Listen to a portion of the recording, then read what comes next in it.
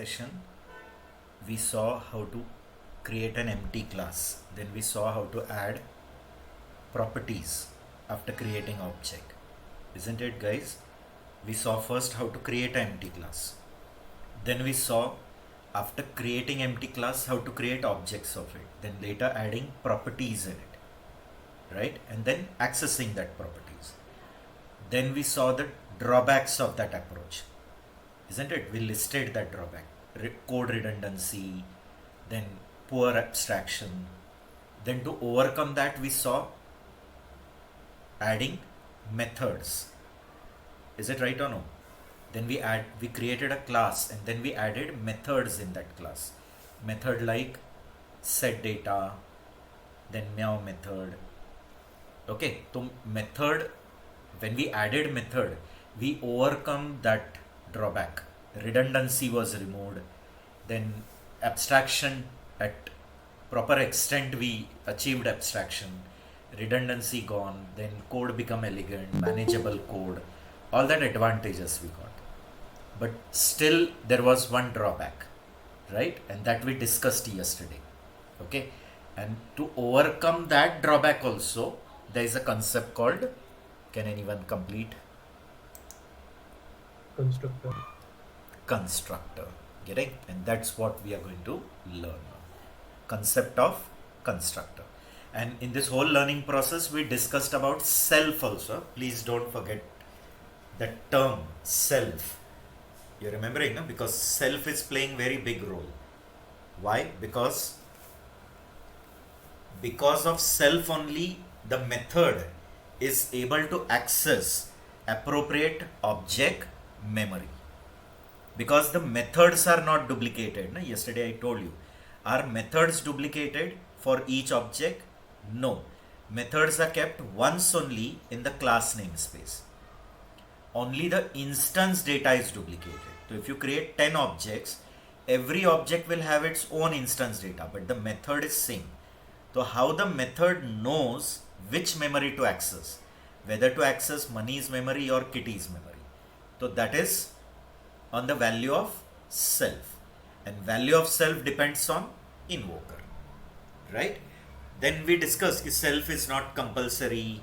It's not a reserved word. I hope you remember that. Instead of self, you can give any name, but it's mandatory. It is hidden past. All that concepts are clear. Now let's see the demerits of the previous program. This, I guess, yesterday we have read this, right? No?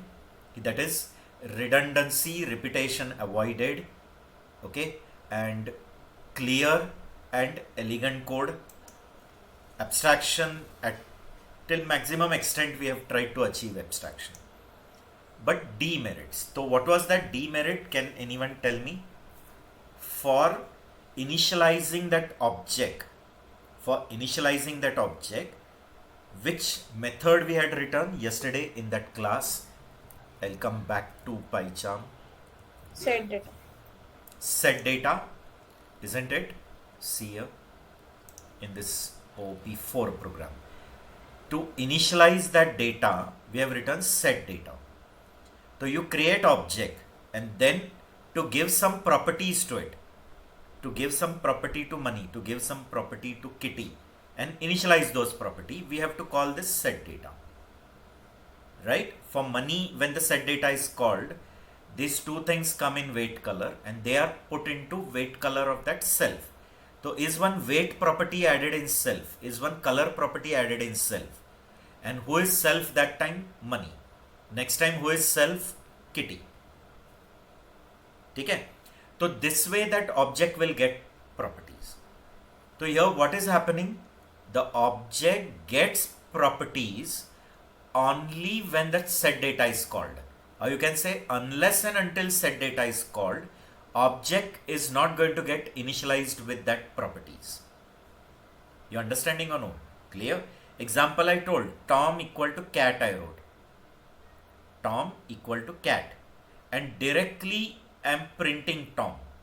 I forgot to call Tom dot set data and pass the value. Right? So now tell me, when Tom equal to cat is created, is this Tom object having any properties? is this Tom object having any properties in it? No. No. No, sir. Why? Because properties in the Tom object are added only when these two lines of code will run. And these two lines of code will run when set data is called. Means unless and until you call set data, these two lines won't run. And unless and until these two lines won't run, the properties in that object won't get added. So as you have not called set data for Tom, Tom object is not having that two properties. Getting? And you are trying to print that Tom data. So when you are writing print Tom, is it going to call this str? Yes. And in that str, is it going to do this dot weight, this dot color? But the Tom object is not having only weight and color, so it generates error. I showed you yesterday that error as well. Which error? Object. It is which error? Attribute error. Clear? Cat object doesn't have attribute weight. See here. Does it give attribute error? Cat object has no attribute weight. Okay. So what we want, actually we want that the object should get properties immediately after it is created. The moment object is created, that moment only the object should get property. Getting? So that no chance that the object is uninitialized. Because by mistake, if you forgot to call set data for some object, by mistake, accidentally, purposely, you forgot to call set data for any object, that object won't have property. So such situation only should not arise. What should happen is the moment object is created, it should get some properties. Getting? And that is possible by one more magic method, and that is called as constructor. So we'll be discussing about that. Demerit is what? See, object initialization function. Who was the object initialization function? Just now she said set data. Is set data object initialization function? And is set data to be called explicitly? Yes. Okay. But if you forget to call, right? If you forget to call that object initialization function for some object, it will generate attribute error. See, fail to call initialization function generates attribute error. Example we'll take. We have already created cat class. So I created one object pico equal to cat. Now when I create object pico equal to cat, is this pico object having any property? Weight and color or height and color? No. Clear? Because its property dictionary is empty. Now when I call meow, in meow you are trying to print that height and color. But pico object is not having only height and color, because before this you forgot to call pico dot. Yes guys, you forgot to call pico dot set data and you didn't pass any value. And as you forgot to call set data, that object will not get properties. And as the object is not having property, how can you access that properties in meow? In meow actually you are accessing that properties in a print statement. It will generate an error, attribute error. Cat object has no attribute height. You got it? I hope you got it. So now what is the need? The need is that set data should get called. How? Who will complete the line? Set data only should get executed. Means whatever code I have written in set data, the same code should run. But that code which I have written in set data should get executed how? Explicitly or implicitly? Implicit. When immediately the object is created. So the moment object is created, immediately the code within set data should get executed. Means you don't have to call only that set data using dot operator explicitly. You understanding? So I want to run the logic of set data only, no doubt. Logic of set data only should get executed. But I want facility that I don't want to call that set data explicit using dot operator. It should get called automatically the moment object is created. And that is possible by one more magic method, and the name of that magic method is constructor. Getting? Okay. So within constructor, are we going to write the same code which we have written in set data? Yes. Clear? But the speciality of constructor is what? Okay, it is which type of method? Magic method. Magic method. Magic method. And magic methods are never called, Explicitly. they get called implicit. I hope the concept is clear to you guys. The object should get initialized immediately after it is instantiated. Instantiated means when you create an object of it. So the moment a copy is created, okay, so I said na, like the baby is born, and the moment the baby is born, immediately the naming ceremony should take place. No question of delaying. Clear? Let's see, after 10 days, then 40 days, after first birthday. Nothing like that. The moment it is born, that moment only, it should get what? Initial values.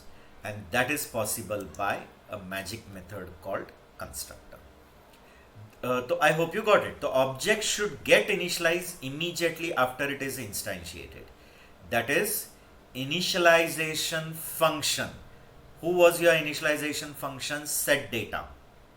Should get called implicitly. There should not be need of calling set data explicit. I don't have to call that set data explicitly. It should get called automatically when the object is created. Okay, and that is possible by one special method called constructor. So this can be done by special function called constructor. I hope it is clear to you, right? So can we define what is a constructor? Okay, so till here I hope it is clear to you, no? All of you.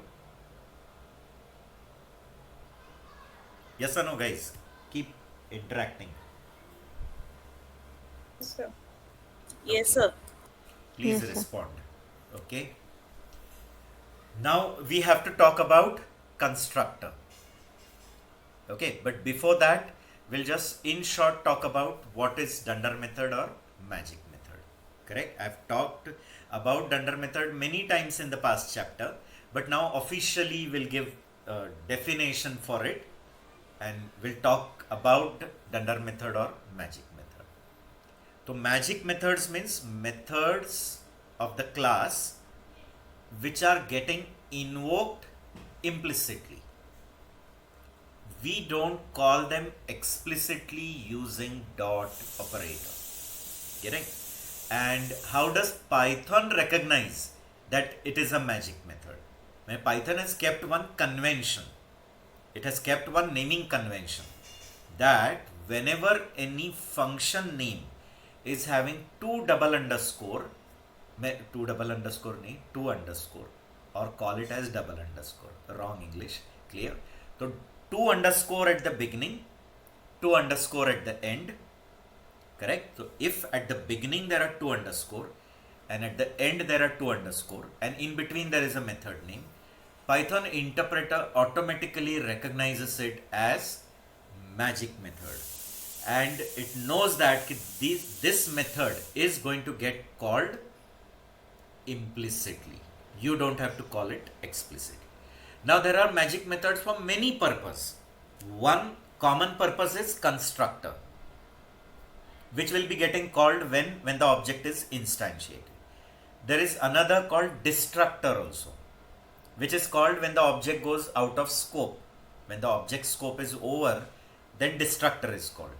Then many operator overloading functions. Lot of operator overloading functions are Dunder method.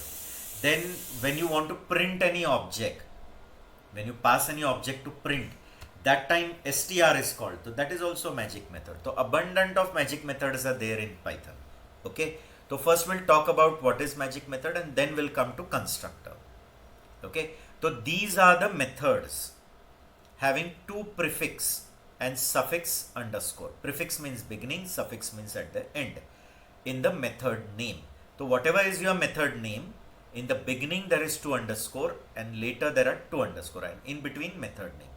So that type of method is recognized as magic method or dunder. Dunder because double underscore. Okay.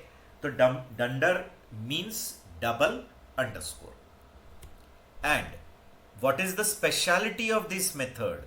So these methods are never invoked explicitly. They get invoked implicitly. Okay. These are commonly used for constructors, destructors, operator overloading. All these points just now I have told you. Okay. So these are either used for constructor or destructor or operator overloading. Few examples I have put, like double underscore init double underscore. It is a constructor. Double underscore add. It is for operator overloading. Then that str, when you're printing object, you'll say repr. This is also for printing, but when you write an object in a square bracket. In a square, when you write an object, then repr is called. Clear? Now we'll come to the actual topic called constructor. Now what a constructor? So are constructor special methods of your class? Constructor is also a method, because is it going to take the place of that set data? Tell me. In the previous program, we wrote set data. Right? See, OOP4, we have written this set data. Is this set data method? Yes. So is the constructor just going to take the place of this set data? In the next program which I showed you yesterday. Right? Clear? Is it just taking, it is just the replacement to that set data. So obviously when it is playing the role of set data only, and set data is a method, so this is also going to be a method only. Okay?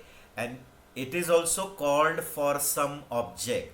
So for whichever object constructor is called, its reference will come in self. If constructor is called for money, money's reference. If constructor is called for kitty, kitty's reference. If constructor is called for Tom, Tom's reference. Clear? Okay. So as I said, constructors, special methods of your class, they are magic methods, means obviously they are dunder method. Obviously as they are magic method, they are going to get called implicitly. But when they are called implicitly, immediately the object is created. So the moment object is instantiated, after that who is called? Constructor is called. Okay? I hope it is clear to you guys. Right? And how to recognize it's a constructor?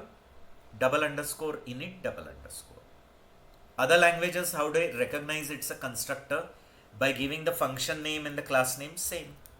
Like here if it is cat class and if it is Java, so how do you recognize it's a constructor? You give the function name same as the class name. No? Yes or no guys? There are few Java programmers also. Yes. Right? And Yes. now those who are C++ programmers, they will do it like this. Public and then cat round bracket and then the function. Isn't it? It is similar this way in C++. So how they recognize that it is a constructor? So class name and that function name. The name of the function and the name of the class is same in those languages. Here it is a function only, but it's a dunder method with the name double underscore init double underscore. Same terminology PHP also follow, only in place of init they have word constructor, but same technique, that double underscore technique. Clear? They also follow the similar methodology in PHP language. So every language is having their own convention, right? Okay. So Python's convention is this one. Okay. So what is a constructor is clear to you. Okay? It's a special method of class which is called implicitly immediately after object is instantiated. So the moment object is created, immediately after that, what is called constructor. Right? I hope you got it. So it's a special method called implicitly when after the object is instantiated. What is the basic job of constructor? You can write any code. You can write single line or any 100 lines code. But the philosophy, object oriented programming philosophy say that giving properties to the object is the job of constructor. Getting? See, used to give initial value to the data members of class, meaning adding properties in that object. Adding properties inside that object is the job of constructor. Which set data was doing? Was set data adding property weight, property color, or property height, property color in that self? Yes or no? So that work only constructor is going to do. How do we identify it? But double underscore init double underscore. See, this is the syntax. Def double underscore init double underscore self mandatory. Name not mandatory, but that one argument is mandatory. Okay, and what is going to come in self? The reference of the object for whom this constructor will be called. This constructor will be called for money or for kitty. Its reference will come in self. You understanding or no, guys? Getting? So self is compulsory because from self only it will know whose memory to access, whether to access money's memory or whether to access kitty's memory. That is depending on self reference. So is self going to contain the reference of the invoker, meaning for whom this constructor is called? Is that object's reference coming in self? Yes. And if you want to pass extra parameters, you can pass. Clear? See here. In constructors also, what is compulsory? Self. Means this proves that constructor is also a method and it is also called for whom? For some object. Right? Is it going to get called for some object? Yes. So for whichever object the constructor is called, its reference will come in self. Clear? Please understand. So note that self is compulsory for constructor also, because constructors are also invoked for whom? For some object. Okay, is it clear to you till here, guys? Yes, sir. Yes. Okay. Then quickly I'll tell you about the types of constructor, which I'm sure, again, as I said, those who are from OOP background, they know it. So for them it is a quick revision. Okay. First is default constructor. Now constructor with no argument is called default. Default. Clear? Means a constructor to which no argument is passed. Clear? Like this. You're creating a class cat and here you're writing def init and only self, nothing else. This is called as a default. And actually every class in which you have not written constructor will have this one default constructor, but in which nothing is there, only pass. This interpreter adds it. Means what I want to say, any class which you create, like you have created this class pass, class cat and then pass, empty class you have written. Clear? Understand what I am telling? You wrote this class cat, empty. In this class also one constructor is added called as default. This rule is in other OP languages also. Like every class in which there is no constructor, one automatic constructor is provided. Getting or no? Clear?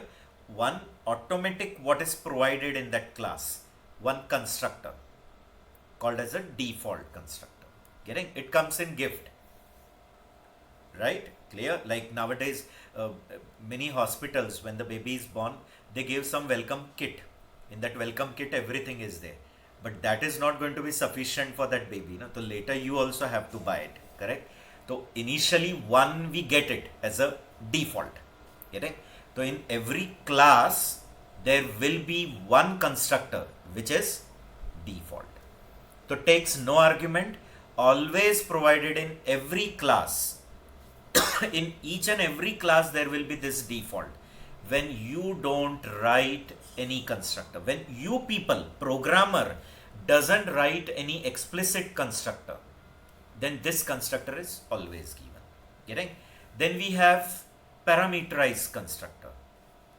Now parameterized constructor means constructor to which some parameters are passed. Getting? Def double underscore init double underscore self, and then you're passing weight, then you're passing color. So this is obviously called as a which constructor? Parameterized constructor. Takes one or more argument. Self we are not counting. Self is hidden, that is by default passed.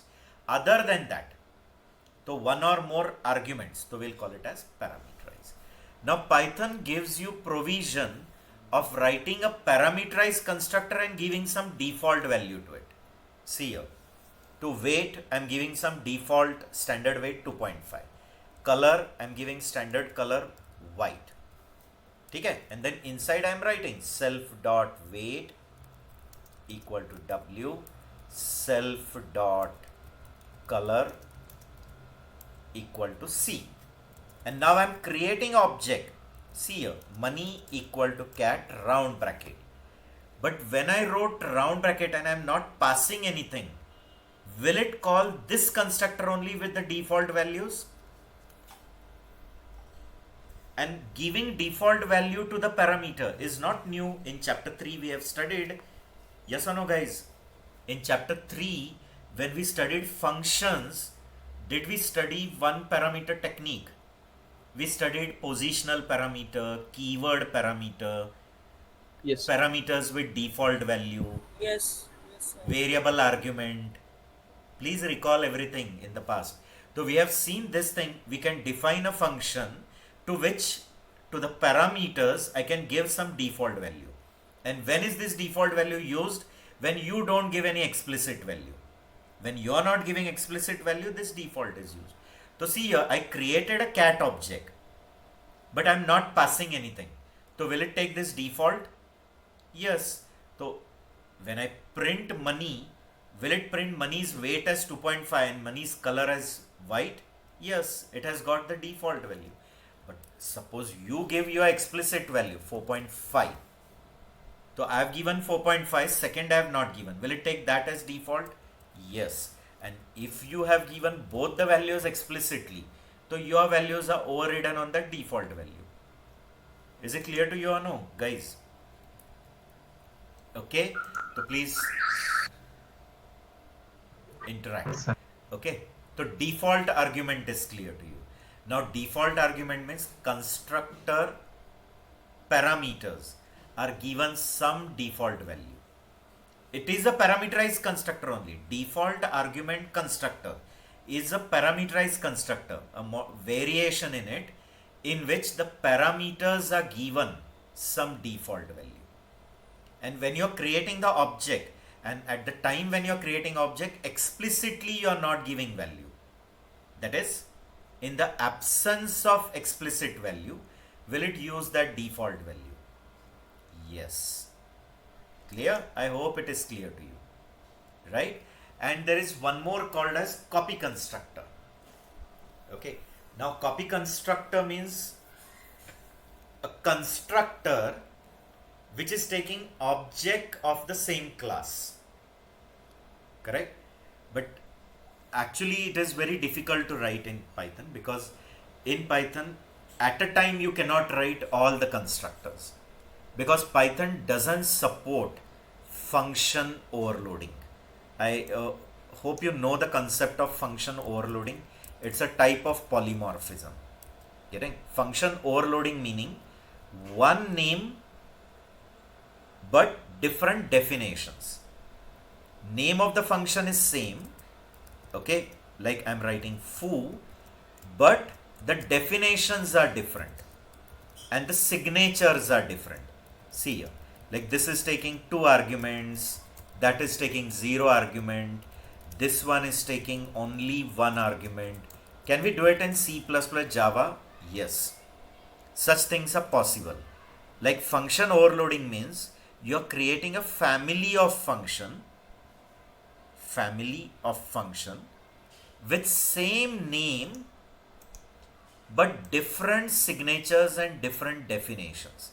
The definition is different, the signature is different. See here, the signature is containing 2 argument. This is containing 0 argument. This is containing 1 argument. Okay? So it is a 0 argument, 2 argument, 1 argument. But signature different, definition different, but name same. So this concept is called as, function overloading. Okay, it's a type of polymorphism. Polymorphism means one name, many form. Polymorphic means one entity and which can do many things. Your mom is polymorphic, right or no? Every Indian mom is polymorphic. Why? Because she is having so many talents and in different contexts she can do that work. Clear? So entity is one, but actions are different. Getting? Lot of different actions that one entity can do. So here foo can do this activity also, this also, this also. The name is same, right? But I'm telling you all this, but I want to tell you that Python doesn't support what? Function overloading. In Python, what is not possible? Getting? This is possible in C, this is possible in C++, in Java, but Python doesn't support function overloading. So first of all, what is function overloading is clear. It is also one of the object-oriented feature. It's called as a polymorphism feature. Polymorphism means one name, many forms. So name is foo, but it is having many forms. Forms means different actions. Okay, different signatures, different action, but the name is same. But such type of thing we cannot achieve in Python. Means in Python you cannot write in one class many functions with same name and different signatures. You understanding? Like this if I try to do. Like in one class only, I am writing this init also, this init. This init is with 2 argument, this init is with 0 argument. Is not possible. Why it is not possible? Because Python doesn't support Function overload. Yes, function overloading is not supported. Clear? Okay. So therefore, there are forms of constructor like default constructor, parameterized constructor. All that things are there. You have a default, you have a parameterized constructor and all. But all those constructor at a time you cannot write. Means either you can write a default, either you can write a parameterized or parameterize with default value. Clear? So that all things are possible. See here. So now talking about copy constructor. The copy constructor means a constructor which takes one argument as an object of the same class. You understanding? Clear? You are passing object of the same class as an argument to that constructor. Getting? Which is actually very difficult to achieve. Okay. But object of the same class passed as an argument. So here to this constructor I am passing one object as an object of cat class only. One cat class object only is passed as a argument to the constructor. So it becomes a copy. Because you want to initialize self with C's data. I want to add in self, okay,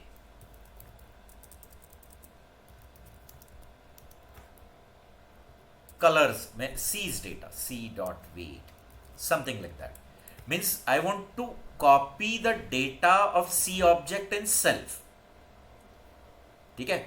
So therefore we use copy constructor.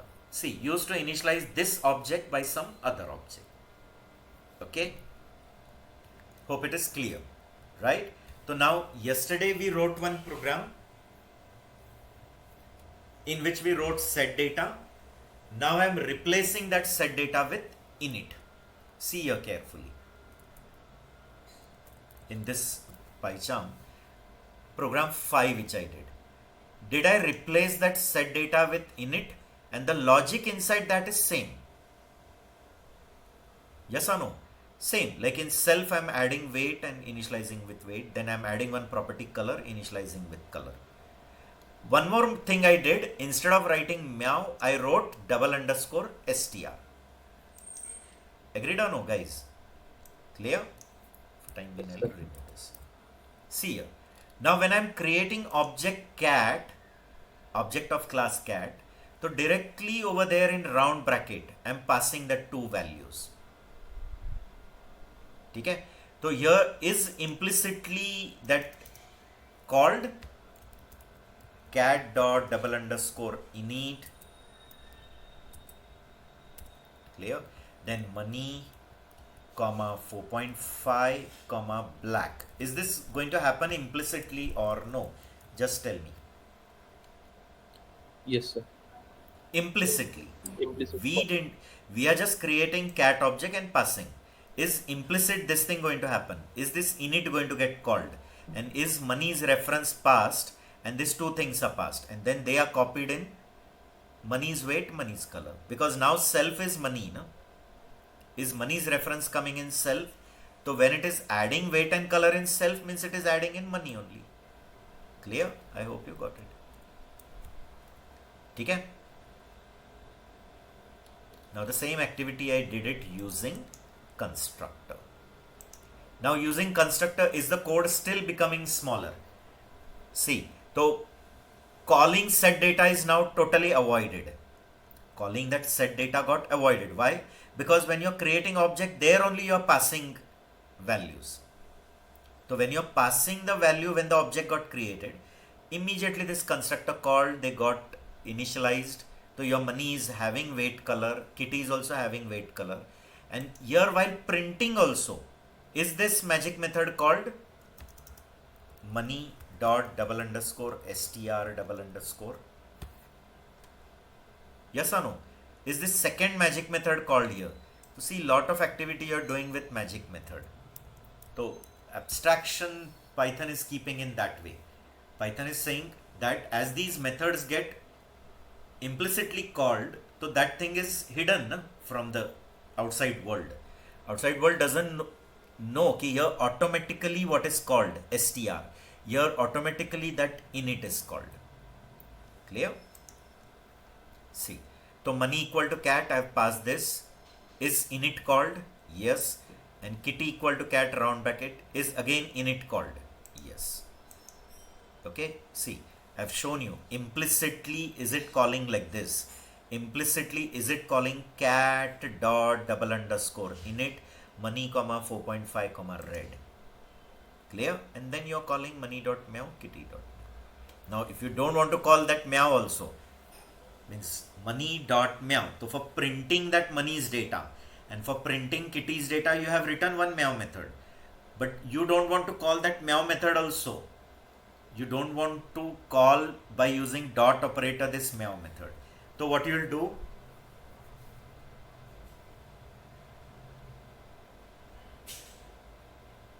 Yes, guys. Huh? You will? We will call print function. No, we will call print, but the printing of that object is done by someone, no? So implicitly render method will get called. Right? S- So that's what I'm asking. STR That method. str method. Clear? So I'll just pass money to print, my work is over. So implicitly it will give call to that _str . Okay? So I hope it is clear to you guys. Right or no?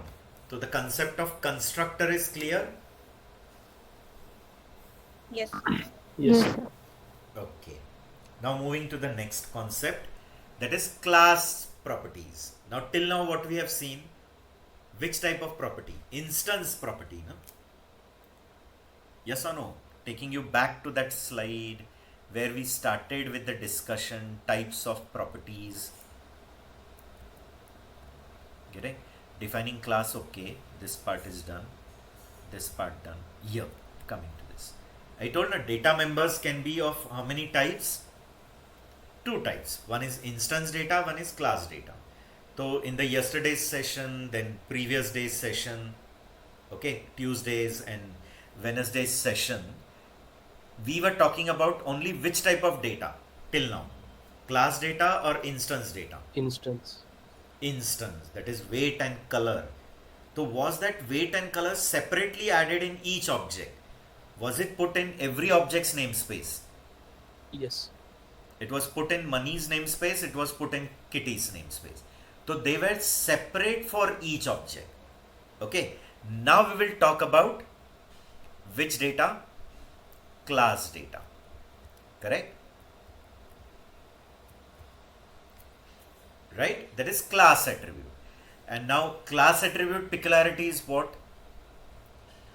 Are they put into individual object namespace or are they kept in one common class namespace, which is a shared namespace?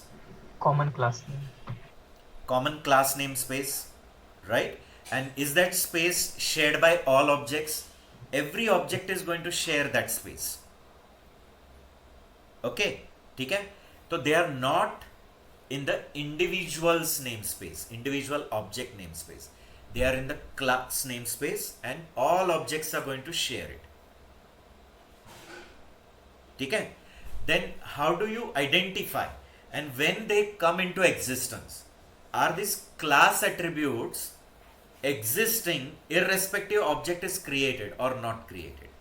You create or you don't create. Are they existing? Yes. Instance properties come into existence when instance data come into existence only when you create an object. Unless and until you create an object and you call set data, that object won't get properties. But class properties exist irrespective you create object or you don't create. Class property come into existence when your bytecode is loaded. Your class bytecode is loaded in memory.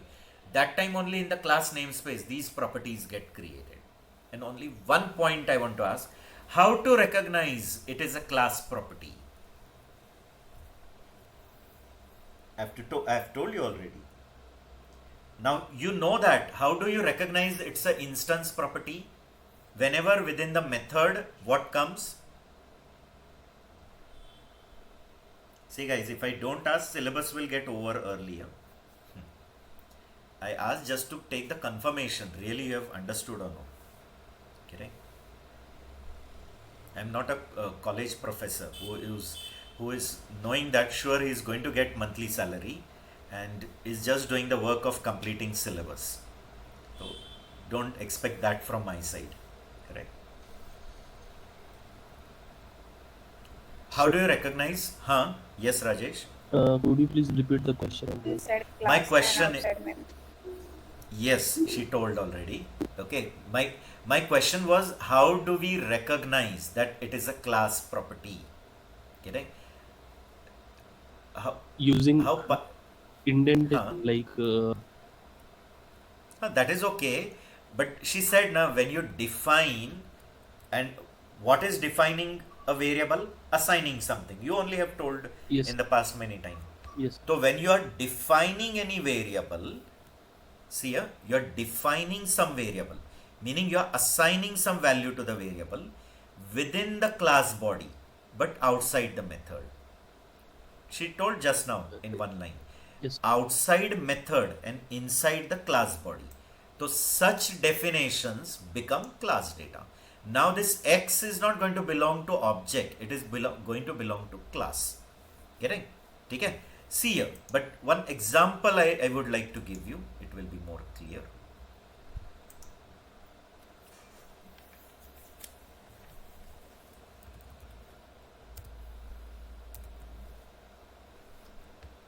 I am creating one class test, and in that I have added one class property x equal to 100. Right guys? Class test and x equal to 100. So is this x class property? yes, sir. Yes.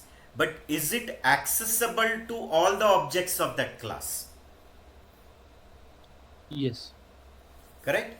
Now, suppose I'm creating one object, T1 equal to test, T2 equal to test. Okay, I'll just give you pictorial representation also. When the class get created, the class will have its own separate shared namespace. This is your test class. Getting? Now, in this test class namespace, that X is present with value 100. Irrespective, you have created object of test or you haven't created. Getting? You create or you don't create. This X is existing in this shared space. Now I created one object, T1 equal to test, T2 equal to test. So one T1 object is created, but that T1 is not having its own property, any of the property. When T2 object is created, it is also not having any property. And now if these both objects try to access X, it will access this class namespace X.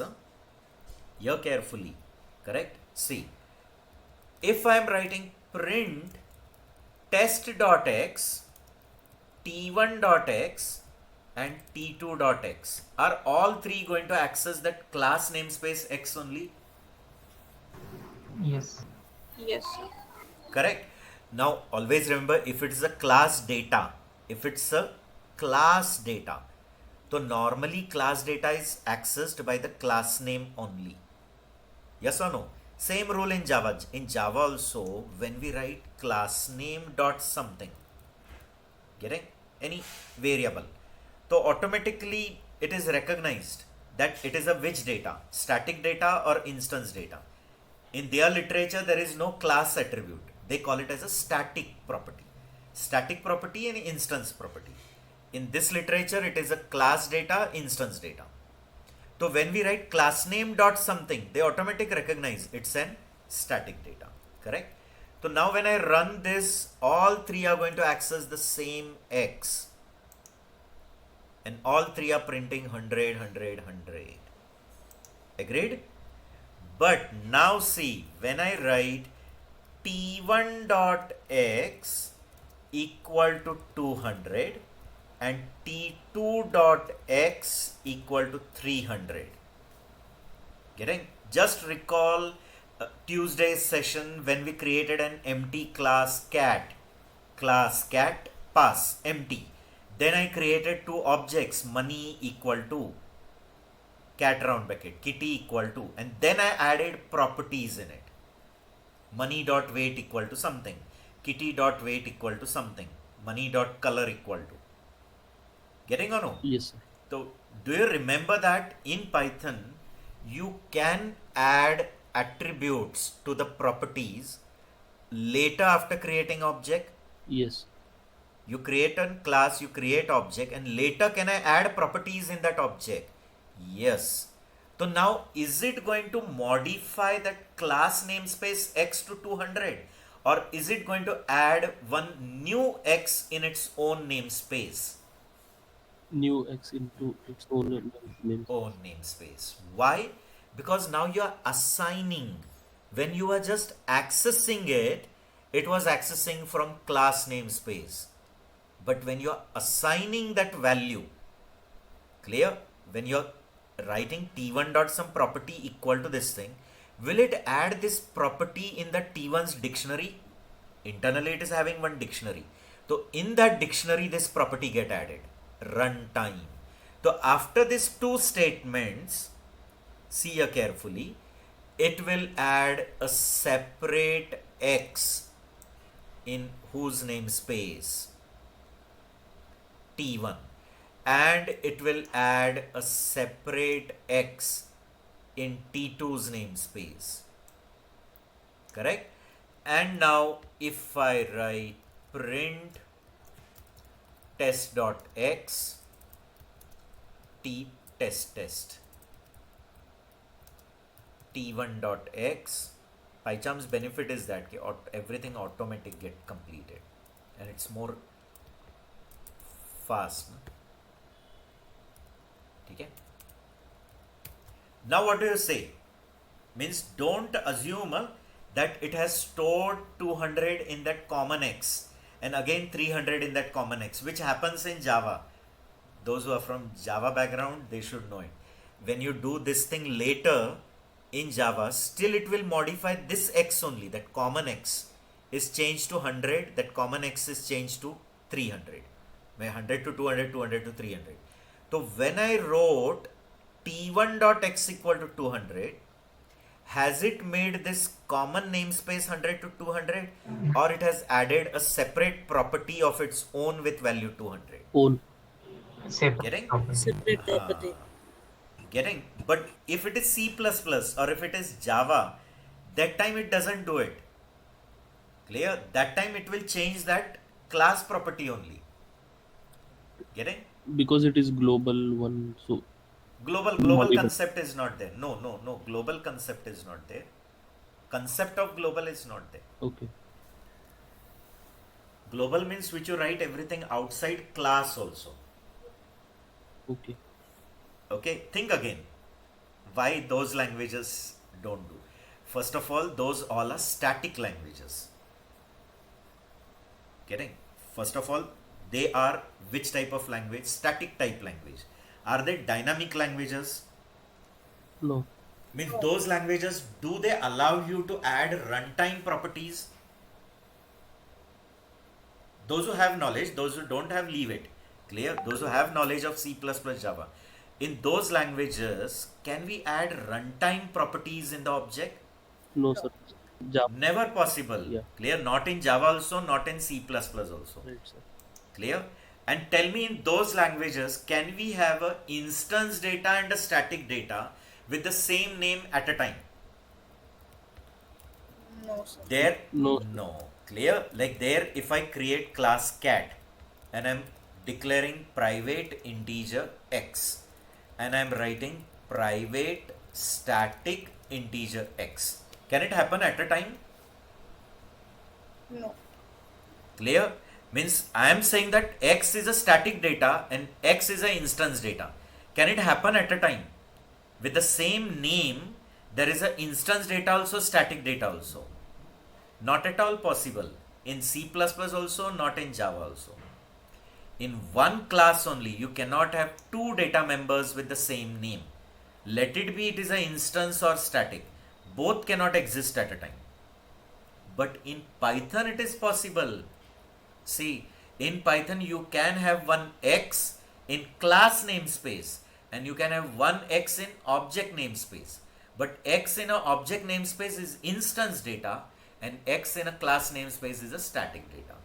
This is accessible to all and this is to those individual objects. Getting? So now this was actually, I was not supposed to relate only, but I thought like you all know some bit of C++ or Java, so I've just tried to relate it. See, is the second print, is it printing 100, 200, 300? Yes. Yes. Because now all three are accessing which x?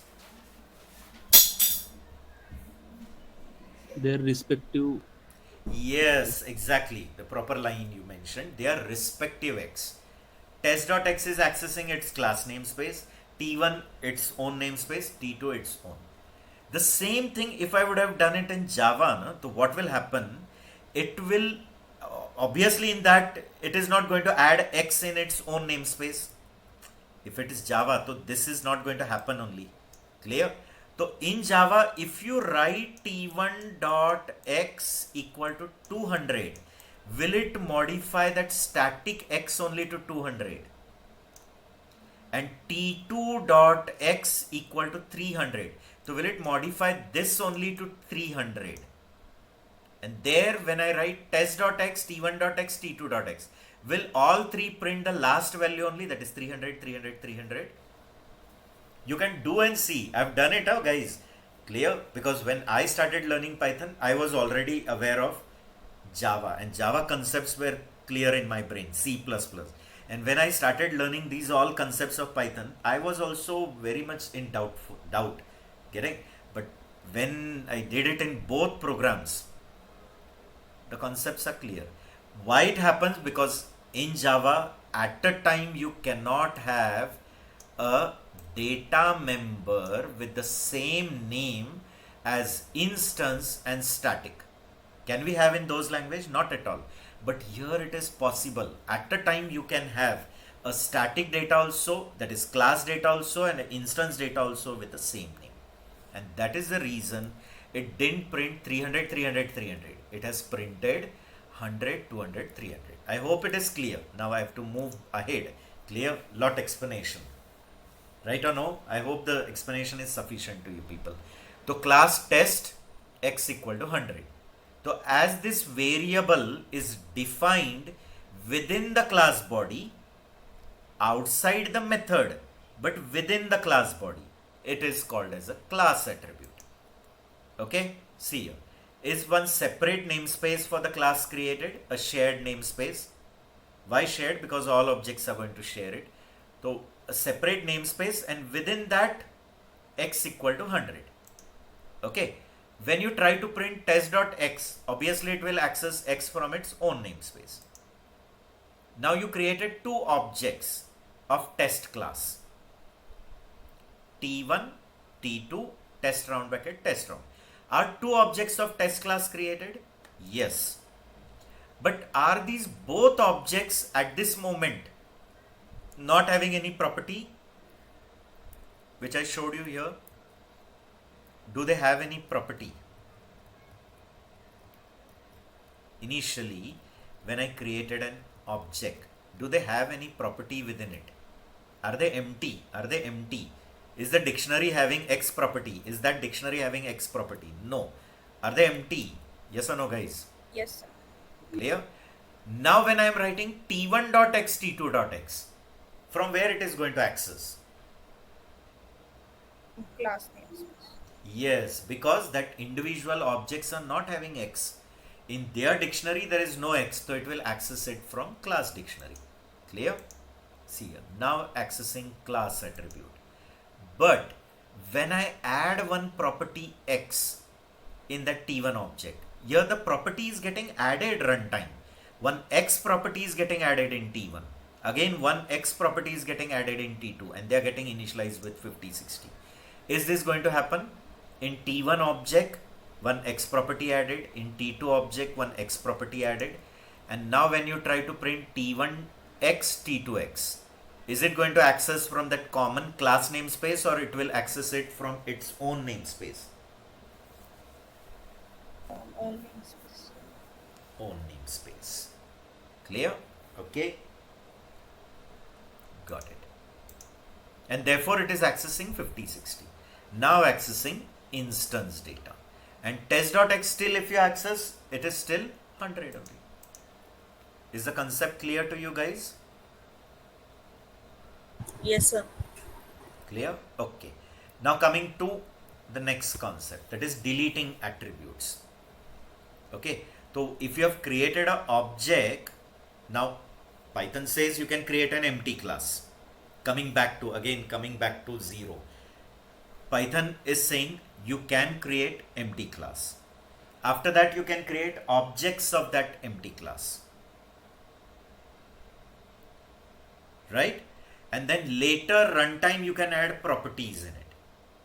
So when Python is allowing you to runtime add properties, will it allow you to runtime remove properties also? Yes, because actually internally what is happening?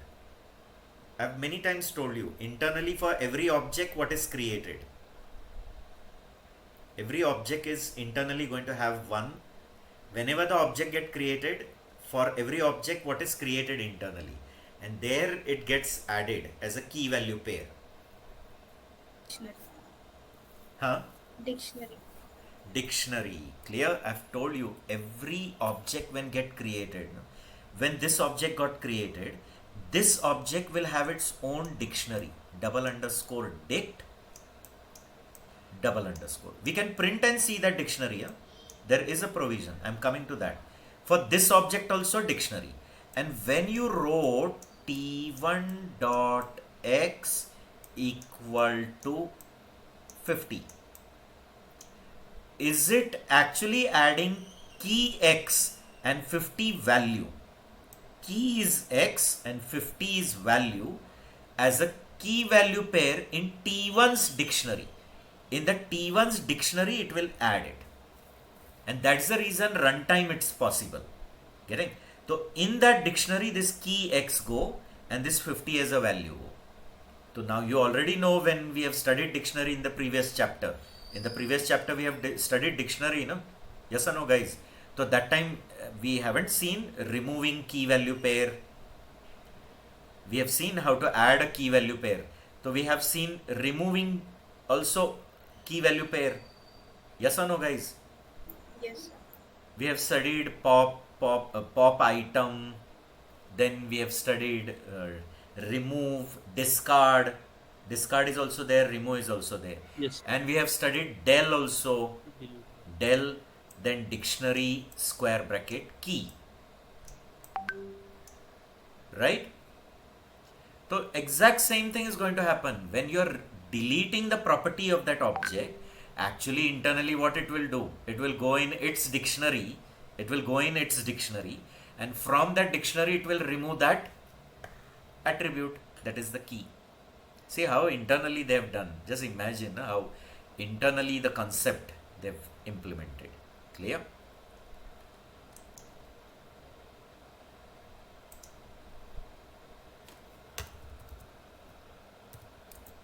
Okay, we'll come to it. Before that, I'll just tell you.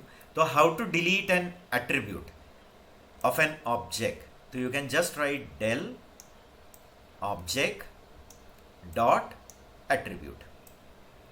Getting? So only that particular attribute of that object is deleted, which I'm sure those who are perfect Java programmer or C++, for them it is very difficult to digest. Okay, how the properties are getting runtime removed. Here you can remove runtime properties. Dynamic type language. So object dot property and del keyword. You can destroy the entire object also. Del obj. When you destroy the complete object, object won't exist. Here the object will exist, only the attribute from that object is gone. Clear? Yep. Okay. Now just on a terminal I want to run, so for time being I'll start with idle.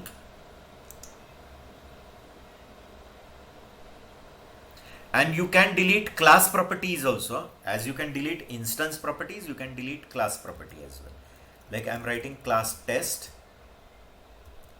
Okay? Here one class property is there called 10, x equal to 10. Then you're creating one object of that test class. And to that also I'm adding one property x with 20. Now if I print test.x and t1.x, it will display its respective value. Getting? But suppose if I write del test.x, so will it remove that property x from test namespace? Means will that class namespace also have its own dictionary? Yes. It will also have its own dictionary. That dictionary also you can print and see by writing test._dict_. Okay. Now this got deleted. But now if you try to print this, it will give an error for that test.x. Clear? See here. Attribute error. Type object test has no attribute x.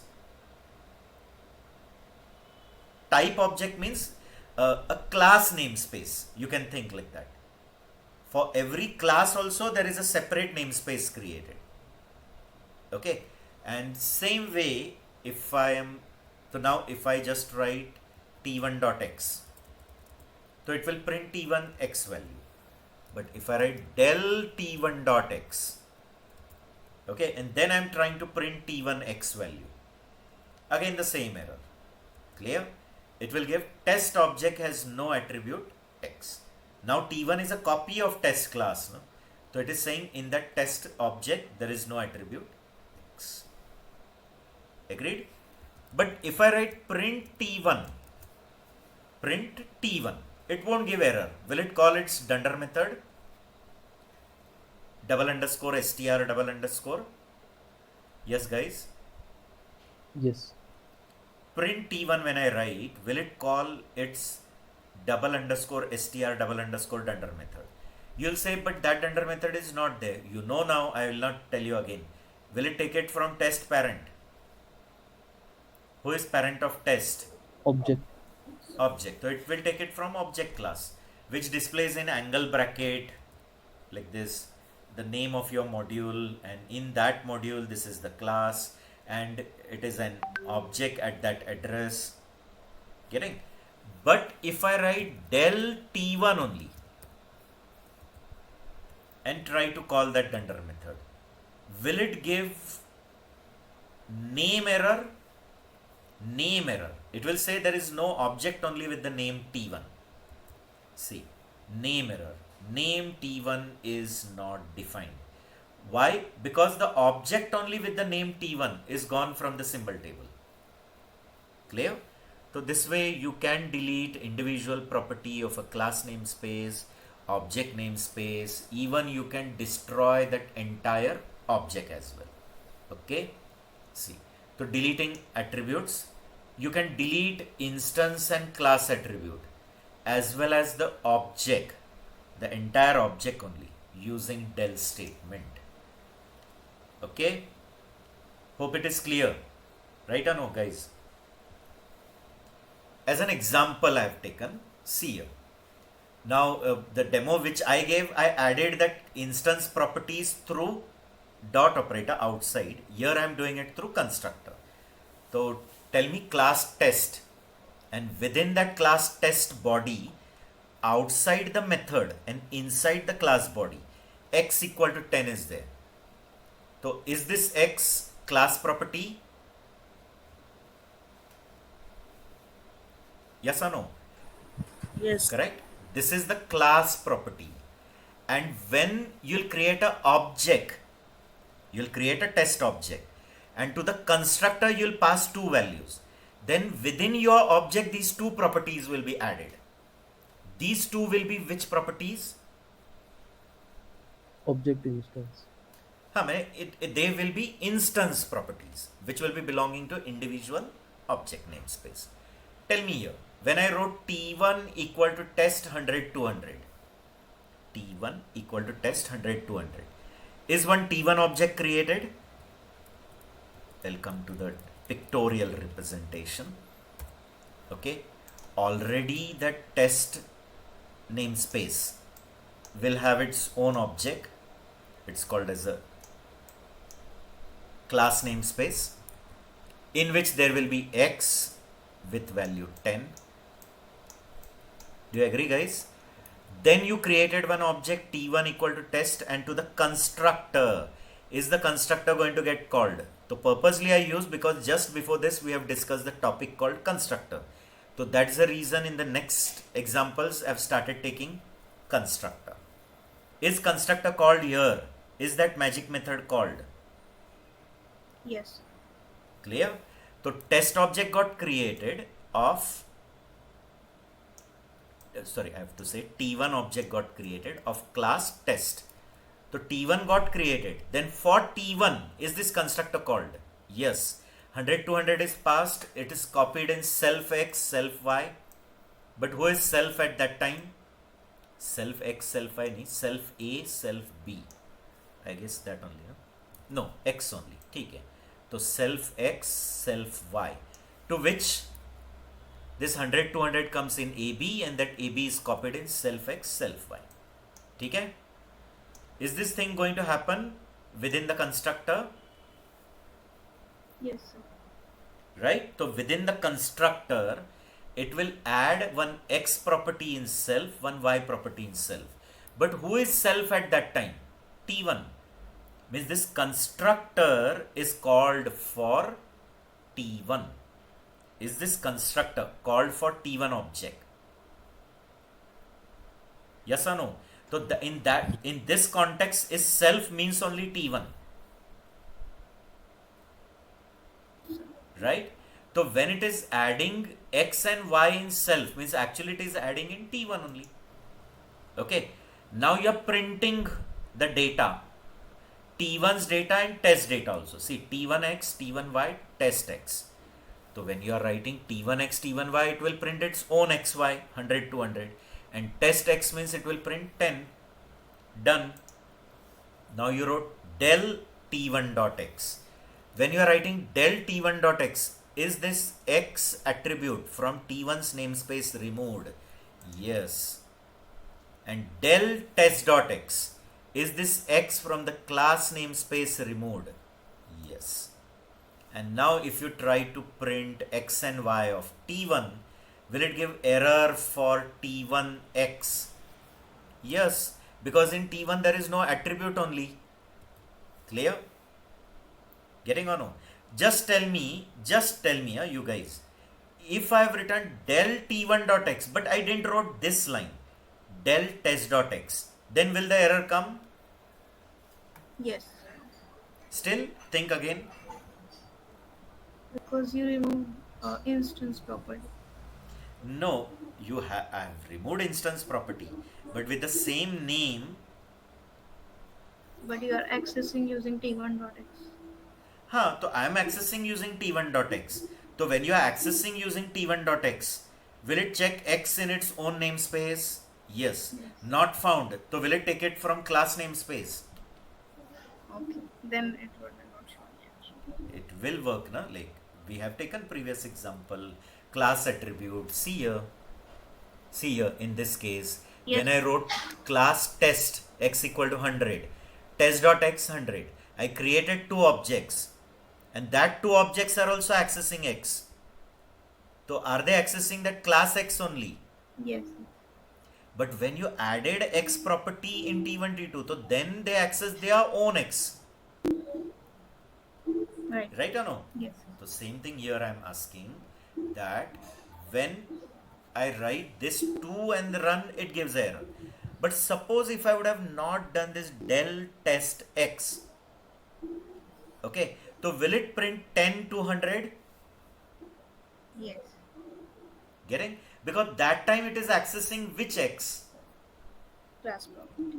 Class property, because it searched that is there a x property in my own namespace, but in its own namespace there was no x, so it searched in class namespace and it took from class. But as what I did, I deleted both x from here also and here also. So now when you write t1.x, so it is not getting x in which space? Own space also, class space also, and therefore it gives the error. Test object has no attribute x. And same way if I write test.x, it will give the same thing. Test has type object test has no attribute x. You got it? And if I destroy the entire object only, del t1, is it possible to destroy that whole object? Yes. Yes. And now if I try to print that t1, will it call that dunder method? _str? Question only doesn't arise because there is no object only with the name t1 existing. It gives name error. Okay, I hope it is clear to you guys. Yes, sir. Right? Okay. Then coming to the next concept. Next concept is destructors. Okay. Now what are destructors? That quickly we'll discuss. Destructors are also special methods of your class. Methods mean method only, because you cannot have more than one destructor in your class. In every class there will be only one destructor. So destructor is also a special method of class, and it is also a magic method. And obviously if it's a magic method, means it has to be a dunder method, and it is going to get called how? Explicitly or implicitly? Implicit. Implicitly. Whenever the object is destroyed, it is opposite of that. I said na, like when there is when baby is born, so in the constructor the naming ceremony is going to happen. Getting? And when any person is died, so there is a condolence meeting. Clear? We keep a condolence day, correct? So exactly same. So destructor is called when the object is destroyed. When the object is destroyed. So how you destroy the object? Either by del. Using del statement, do you delete the object? Yes or no, guys? So as you're deleting the object is getting destroyed, its destructor is called.